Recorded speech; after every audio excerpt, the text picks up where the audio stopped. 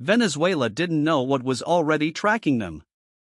Let me take you back to the evening of July 29, 2024, just another Tuesday in Caracas, or so it seemed. The streets were quiet, the kind of quiet that comes before a storm, though most Venezuelans had long since grown accustomed to the tension in the air. Then, around 9:30 p.m., the government made an announcement that should have set off alarm bells across the hemisphere. President Nicolas Maduro stood before the cameras, his voice measured but firm, and declared that Venezuelan intelligence had uncovered a plot involving mercenaries, foreign operatives, and most alarmingly advanced surveillance drones that had been tracking key military and government figures for weeks. The official story? A failed coup attempt, orchestrated by the United States, Colombia, and a handful of Venezuelan opposition figures. At first glance, it was easy to dismiss. Another day, another conspiracy theory from a regime that has spent the last decade blaming foreign powers for its own failures. The U.S. State Department issued a swift denial, calling the accusations baseless and absurd.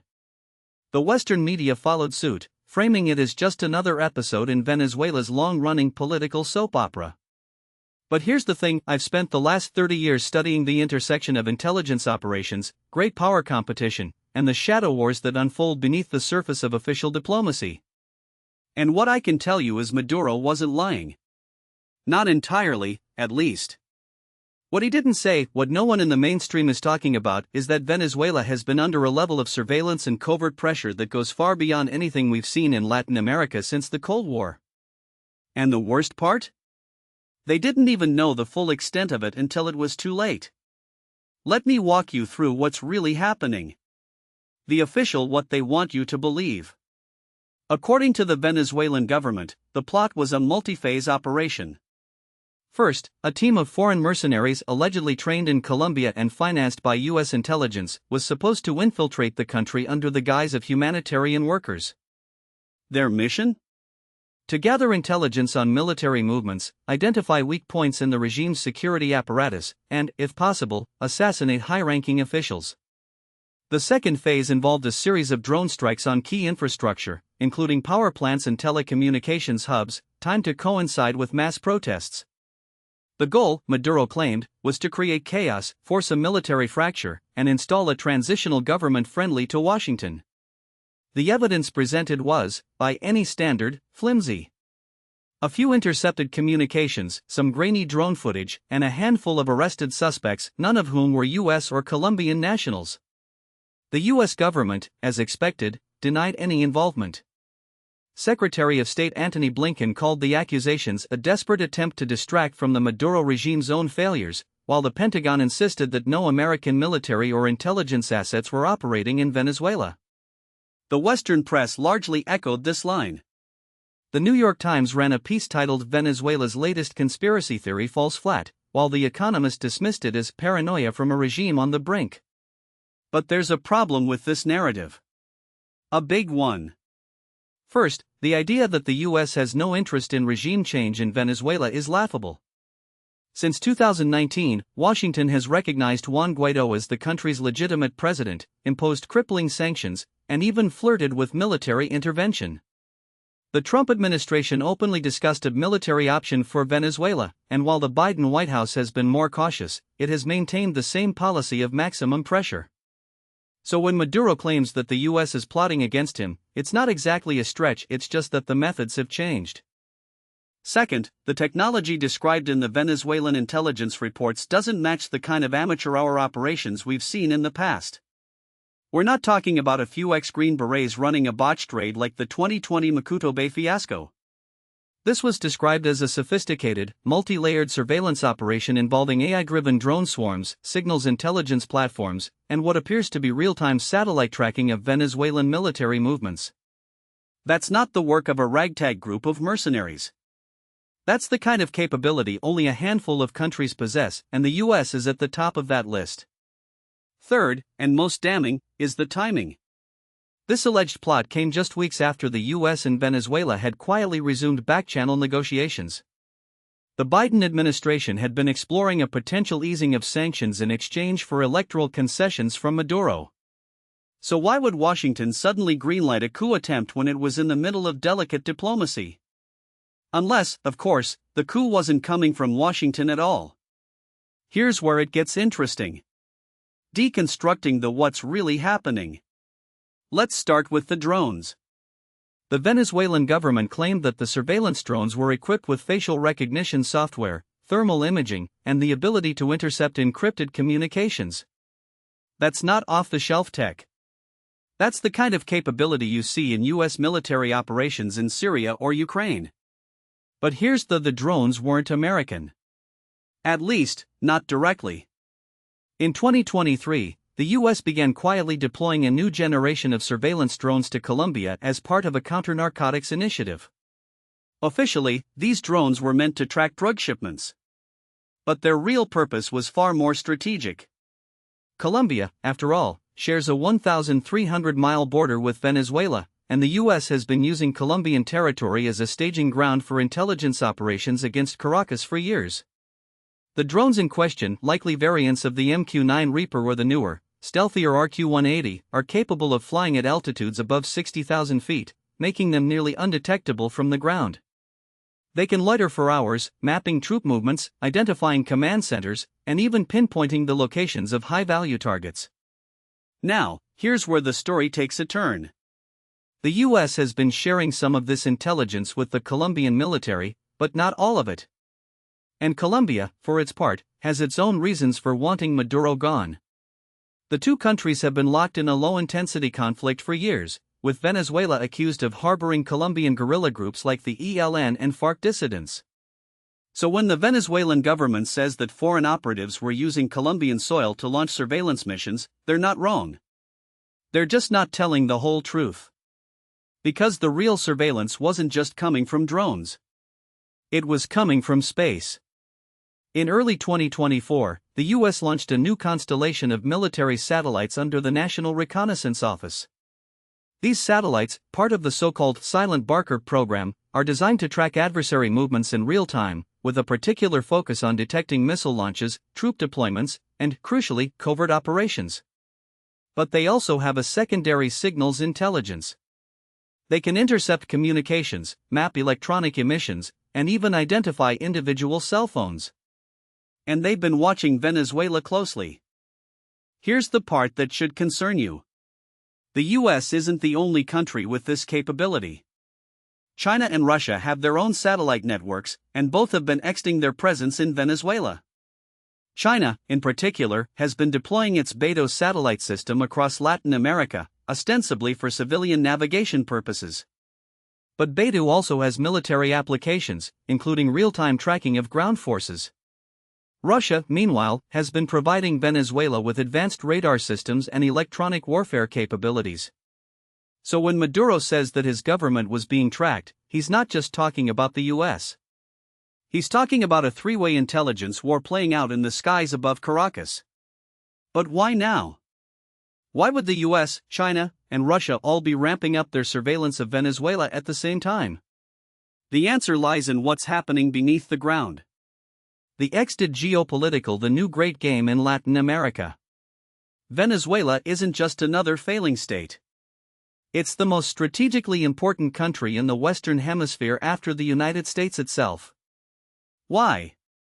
Because it sits on the largest proven oil reserves in the world, 303 billion barrels, more than Saudi Arabia. But it's not just about oil anymore. Venezuela is also home to vast deposits of rare earth minerals, including lithium, cobalt, and coltan, all critical for the global tech and defense industries. And in a world where the US, China, and Russia are locked in a battle for technological supremacy, control over these resources isn't just economic. It's existential. Let me put this in perspective. The US has spent the last 2 decades trying to maintain its dominance in Latin America, but its influence is waning. China has become the region's largest trading partner, investing billions in infrastructure, energy, and technology. Russia, meanwhile, has been playing the long game, cultivating alliances with leftist governments in Venezuela, Nicaragua, and Bolivia. And all three powers are acutely aware that the next global conflict won't be fought over territory. It'll be fought over supply chains, semiconductors, and the minerals that power them. Venezuela is the linchpin of this competition. And the current standoff isn't just about Maduro. It's about who gets to control the future of the hemisphere. Now, let's talk about the US strategy, or lack thereof. Since the end of the Cold War, Washington has operated under the assumption that it can maintain a unipolar world order, where it sets the rules and everyone else follows. But that world is collapsing. China is rising, Russia is resurgent, and the global south is increasingly asserting its independence. The US response? More sanctions, more covert operations, more regime change efforts. And it's failing. Spectacularly. Take Venezuela. The US has imposed over 900 sanctions on the country, crippling its economy and pushing millions into poverty. And what has it achieved? Maduro is still in power, the opposition is fractured, and China and Russia are filling the void. In 2023 alone, China signed a $12 billion deal to develop Venezuela's oil fields, while Russia sent military advisors to help modernize the Venezuelan armed forces. The US is playing checkers while its adversaries are playing 3D chess. But here's where it gets dangerous. The US isn't just losing influence in Venezuela. It's losing patience. And when great powers lose patience, they start taking risks. Military and strategic, the shadow war heats up. Let's talk about the military dimension of this crisis, because it's far more serious than most people realize. First, the US has been steadily increasing its military presence in the region. In 2023, the Pentagon reactivated the Fourth Fleet, which had been dormant since the Cold War, to oversee naval operations in Latin America. The US has also exited its basing agreements with Colombia, AMA, and the Dutch Caribbean islands of Aruba and Curaçao, just miles off the Venezuelan coast. These bases are officially for counter-narcotics operations, but their real purpose is to project power into Venezuela's backyard. Then there's the matter of special operations forces. The US has been training Colombian and Brazilian special forces for years, and there are credible reports that some of these units have been conducting cross-border reconnaissance missions into Venezuela. The US Southern Command has also been running a series of exercises in the region, including simulated amphibious landings and drone warfare drills. These aren't just routine operations. They're preparations for a potential conflict. But here's the thing about modern: it doesn't always start with a bang. It starts with surveillance, sabotage, and subversion. And that's exactly what we're seeing in Venezuela. The drones I mentioned earlier? They're not just for intelligence gathering. They're also for targeting. In 2020, the US used a drone strike to kill Iranian General Qasem Soleimani in Iraq. In 2022, Ukraine used Turkish-made drones to destroy a Russian ammunition depot in Crimea. And in 2023, Israel used drones to assassinate a senior Hamas leader in Lebanon. The technology is here. The precedent is set. And if the US or its allies decide that Maduro has become too much of a liability, they won't need to invade. They'll just need a well-placed strike. Now, I'm not saying that the US is about to launch a drone strike on Maduro. But I am saying that the infrastructure for such an operation is already in place.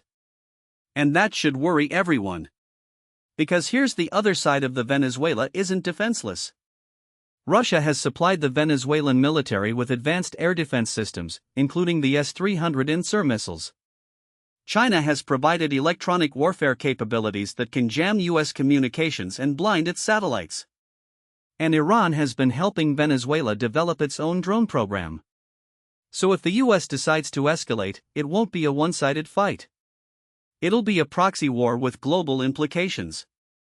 And that's before we even get to the nuclear angle. Yes, you read that right. In 2023, Russia and Venezuela signed a secret agreement to explore the possibility of nuclear cooperation. Officially, it's about peaceful energy development. But given Russia's history of using civilian nuclear programs as cover for military applications, it's not hard to see where this could lead. If Venezuela were to acquire nuclear technology, even in a limited capacity, it would change the strategic calculus of the entire region. The US would be forced to respond, and the risk of miscalculation would skyrocket. This isn't hypothetical. This is where we're headed. The domestic political why Washington can't walk away. Now, let's talk about the politics. Because none of this happens in a vacuum. The Biden administration is under immense pressure to take a harder line on Venezuela. The Republican Party has been hammering the White House for being soft on Maduro, and Florida, a critical swing state, has a large Venezuelan exile community that demands regime change. But it's not just about Florida. The U.S. has a long history of intervening in Latin America when it suits its interests, and the foreign policy establishment in Washington is deeply invested in the idea of American hegemony in the hemisphere. But here's the U.S. doesn't have a coherent strategy for Venezuela. It's stuck between two bad options. On one hand, it can continue its policy of maximum pressure, which has failed to dislodge Maduro and only strengthened his alliance with China and Russia. On the other hand, it can negotiate, which would require making concessions like easing sanctions that would infuriate the hawks in Congress. And then there's the 2024 election. If Biden wants to win Florida, he needs to show that he's tough on Maduro. But if he escalates, he risks a wider conflict that could spiral out of control. It's a classic case of domestic politics distorting foreign policy. But here's the U.S. isn't the only country with domestic pressures. Venezuela is also facing an election in 2024, and Maduro is desperate to hold on to power. The opposition is divided, the economy is in shambles, and the military is the only institution keeping him afloat. So when Maduro claims that foreign powers are trying to overthrow him, it's not just propaganda. It's a way to rally his base and justify crackdowns on dissent. And that's the real danger. Because when both sides are trapped in a cycle of escalation, the risk of miscalculation grows exponentially. Scenario where this is headed. So where does this go from here? Let me lay out three possible scenarios, along with their probabilities. Scenario 1, the frozen conflict. In this scenario, the current standoff continues indefinitely. The U.S. maintains its sanctions and covert operations, but stops short of direct military intervention. Maduro survives, but his regime becomes increasingly dependent on China and Russia. Venezuela's economy remains in crisis, and the country becomes a permanent flashpoint in the new Cold War. This is the most likely outcome, but it's also the most unstable. Because frozen conflicts have a way of thawing violently. Scenario 2, the proxy war. This is where things get ugly. The U.S. ramps up its support for the Venezuelan opposition, providing weapons, training, and intelligence. Colombia and Brazil get dragged in, either directly or through covert operations. Russia and China respond by increasing their military support for Maduro. The result is a low-intensity conflict that could last for years, with Venezuela becoming a battleground for great power competition. This is the scenario that keeps me up at night, because it's the most likely to escalate into something worse. Scenario 3, the direct confrontation. This is the worst-case scenario. The U.S. decides that Maduro has become too much of a liability and launches a limited military strike, either a drone assassination or a special forces raid. Russia and China respond by increasing their military presence in Venezuela, leading to a direct confrontation with U.S. forces. The result is a regional war that could draw in Cuba, Nicaragua, and even Mexico. This scenario is less likely, but it's not impossible. And if it happens, the consequences would be catastrophic. Now, let me be none of these scenarios are good. But the most dangerous thing we can do is assume that this will just blow over. Because it won't. Grand strategy: the failure of liberal hegemony. Let's take a step back and look at the bigger picture. Because what's happening in Venezuela isn't just about Venezuela. It's about the failure of American grand strategy. For the last 30 years, the U.S. has operated under the assumption that it can maintain a unipolar world order, where it sets the rules and everyone else follows.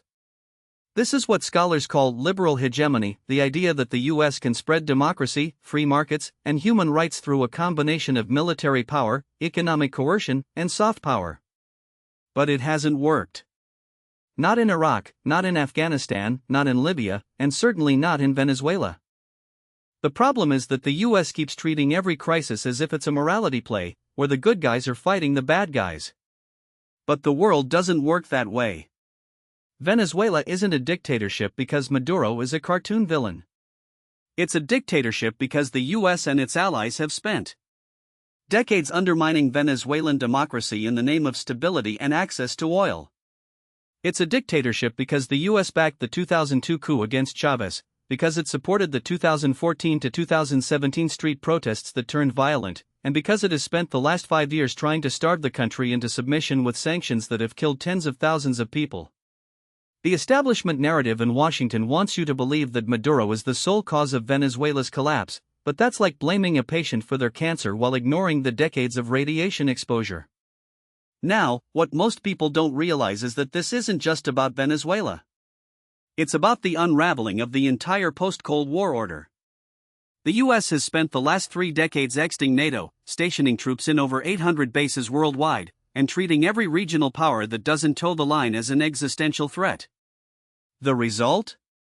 A world where Russia and China are no longer willing to play by American rules. And Venezuela is just the latest front in this new great game. Let me explain why this matters for military strategy. The US military is still structured around the idea that it can fight and win 2 major regional conflicts simultaneously. But that doctrine was written in the 1990s, when the US faced no peer competitors. Today, the Pentagon is staring down a Russia that has modernized its nuclear arsenal, a China that is rapidly exiting its blue water navy, and a collection of smaller powers like Iran, North Korea, and now Venezuela that are increasingly willing to challenge US dominance in their own backyards. Here's the uncomfortable: the US is not prepared for this. The 2022 National Defense Strategy acknowledged that China is the pacing challenge for the US military, but the Pentagon's budget and force structure still reflect a world where the US can project power anywhere, anytime, without consequence. That's not the world we live in anymore. In Venezuela, the US would be fighting in a country where Russia has already deployed S-300 air defense systems, where China has built a signals intelligence station in the northwest, and where Iran has been training local militias for years. This isn't Iraq in 2003. This is a potential quagmire where the US would be outmaneuvered before the first shot is fired. And that's before we even talk about the domestic implications. The US public has no appetite for another war, especially not one in Latin America. The last time the US invaded a country in the region was AMA in 1989, and even that was a walk in the park compared to what Venezuela would be. A US intervention in Venezuela would require a massive mobilization of troops, a sustained air campaign, and a long-term occupation, all while the American people are still dealing with the fallout from Afghanistan and Iraq. The political backlash would be immediate and brutal. But here's the US doesn't have to invade Venezuela to lose. It's already losing by default. Every time the US imposes another round of sanctions, every time it recognizes Guaidó as the legitimate president, every time it tries to strong-arm the Venezuelan military into defecting, it's playing into the hands of Russia and China. Because what Moscow and Beijing want isn't just a foothold in Venezuela. They want to prove that the US is a declining power, that its threats are empty, and that its allies can't rely on it for protection. Take the case of the S-300 systems. Russia deployed them to Venezuela in 2019, not because Maduro needed them to defend against a US invasion, but because they wanted to send if the US tries to overthrow Maduro, it will have to contend with Russian air defenses. That's not just a military calculation. It's a geopolitical one. The same goes for China's investments in Venezuela's oil sector. Beijing isn't just buying oil. It's buying influence, and it's doing so at a time when the US is trying to cut Venezuela off from the global financial system. Now, you might be, so what? Venezuela is a small country. It doesn't matter in the grand scheme of things. But that's exactly the kind of thinking that got the US into this mess in the first place. Because Venezuela isn't just Venezuela. It's a test case for how the US handles revisionist powers in its own hemisphere. If the US can't contain Russia and China in Latin America, how is it supposed to do so in the South China Sea or Eastern Europe?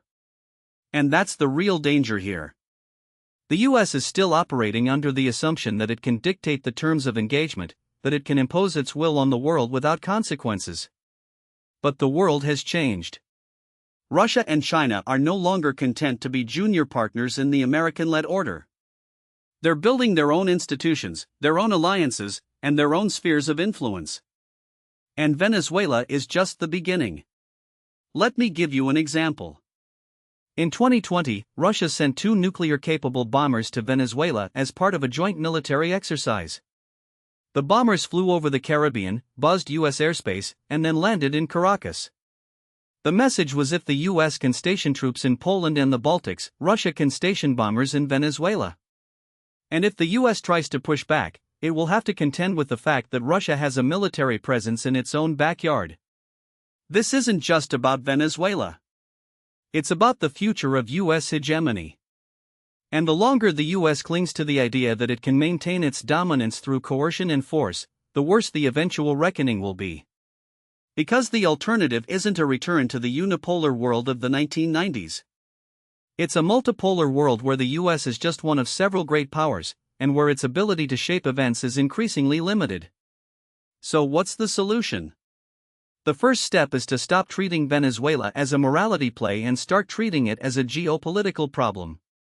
That means recognizing that Maduro isn't going anywhere, that sanctions aren't working, and that the U.S. needs to engage with Venezuela on its own terms. It means accepting that Russia and China are going to have a presence in Latin America, and that the U.S. needs to find a way to coexist with them rather than trying to push them out. The second step is to rethink U.S. military strategy. The Pentagon needs to stop preparing for the wars of the past and start preparing for the wars of the future. That means investing in long-range strike capabilities, cyber warfare, and electronic warfare, all areas where Russia and China have made significant advances. It means accepting that the U.S. can't be everywhere at once, and that it needs to prioritize its commitments. And the third step is to rebuild U.S. alliances. The U.S. can't go it alone in a multipolar world. It needs partners, and that means working with countries like Brazil, Mexico, and Colombia to counterbalance Russian and Chinese influence in Latin America. But it also means recognizing that those countries have their own interests, and that they're not going to blindly follow the U.S. lead. None of this is going to be easy. But the alternative, a world where the U.S. is constantly reacting to events rather than shaping them, where it's bogged down in endless low-intensity conflicts, and where its rivals are steadily eroding its influence, is far worse. Venezuela is a warning. The question is whether the U.S. will heed it. Now, what most people don't realize is that Venezuela's domestic political landscape is far more complex than the binary narrative of authoritarian regime versus democratic resistance that dominates Western media. The reality is that Maduro's government has survived not just because of Russian and Chinese support, but because it has mastered the art of political survival in a fractured society. And if the U.S. wants to understand why its policies keep failing, it needs to look beyond the surface-level condemnations and examine the structural realities that keep Maduro in power. Let me explain why this matters. Since 2013, when Maduro succeeded Chavez, Venezuela's political system has been in a state of controlled decay. The opposition, once a unified front, has splintered into factions, some willing to negotiate, others committed to regime change at any cost. The most visible opposition figures, like Juan Guaidó, were propped up by Washington as the legitimate alternative, but they never had the domestic support to actually govern. Guaidó's approval rating never exceeded 20%, and by 2023, even the U.S. had quietly dropped its recognition of him as interim president. That's not just a policy failure, it's a strategic miscalculation. Here's the uncomfortable: Maduro's government has outmaneuvered the opposition not through brute force alone, but by exploiting its divisions. The 2018 presidential election, widely condemned as fraudulent, was boycotted by the main opposition parties except for Henri Falcon, who ran and lost. The U.S. and its allies refused to recognize the result, but the election still served Maduro's. It demonstrated that the opposition couldn't even agree on a strategy. The same pattern played out in 2020, when the opposition split over whether to participate in legislative elections. The result? Maduro's party regained control of the National Assembly, and the opposition was left arguing among itself. But the real genius of Maduro's survival strategy lies in his ability to co-opt the military. Unlike in other Latin American countries where the armed forces have historically been a force for coups, Venezuela's military has remained loyal, partly because it's deeply embedded in the economy. The military controls key sectors like food distribution, oil, and mining, and senior officers have been implicated in corruption scandals that would make a mob boss blush. In 2020, the U.S. Treasury sanctioned Diosdado Cabello, the head of the National Constituent Assembly, for drug trafficking, but that didn't stop him from remaining one of Maduro's most powerful allies. The military isn't just a tool of repression, it's a stakeholder in the system. Now, let's talk about the economy, because that's where the real story lies. Venezuela's GDP has contracted by over 75% since 2013, inflation has been in the millions of percent, and millions have fled the country. But here's what the establishment narratives: the sanctions haven't just hurt the regime, they've hurt the population more. The U.S. has imposed over 400 sanctions on Venezuela since 2017, including a ban on oil exports, which were the country's lifeblood. The result? A humanitarian crisis, yes, but also a consolidation of power. Maduro has used the sanctions as a scapegoat for all of Venezuela's problems, and in a country where the state still controls the media, that narrative sticks. The U.S. likes to think that economic pressure will force Maduro to the negotiating table, but that's not how this works. In 2021, the Biden administration eased some sanctions in exchange for Maduro's participation in talks with the opposition. What happened? The talks collapsed, Maduro got a temporary reprieve, and the U.S. got nothing. The problem isn't that Maduro is irrational, it's that he's playing a different game. He knows that the U.S. won't invade, that the opposition is too weak to overthrow him, and that as long as Russia and China are willing to prop him up, he can outlast any pressure campaign. So what's the endgame? Let's look at the scenarios. The most likely outcome is a continuation of the status quo. Maduro remains in power, the opposition remains divided, and the U.S. continues its half-hearted sanctions regime. The economy will stay in a state of managed decline, with the regime using its control over food and fuel to reward supporters and punish dissent. The military will remain loyal, not out of ideological commitment, but because the alternative, losing their economic privileges, is worse. But there's another possibility, one that Washington doesn't want: to a negotiated transition. In 2023, Maduro and the opposition reached a deal in Barbados that included the release of political prisoners and a commitment to free and fair elections in 2024. The U.S. responded by reimposing some sanctions, undermining the very negotiations it claimed to support. Why? Because the establishment still believes that Maduro must be removed, not accommodated.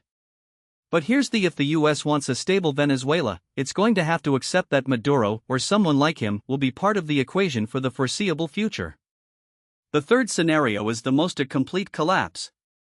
If the sanctions tighten further, if the military fractures, or if the opposition manages to unite behind a credible leader, Venezuela could descend into chaos.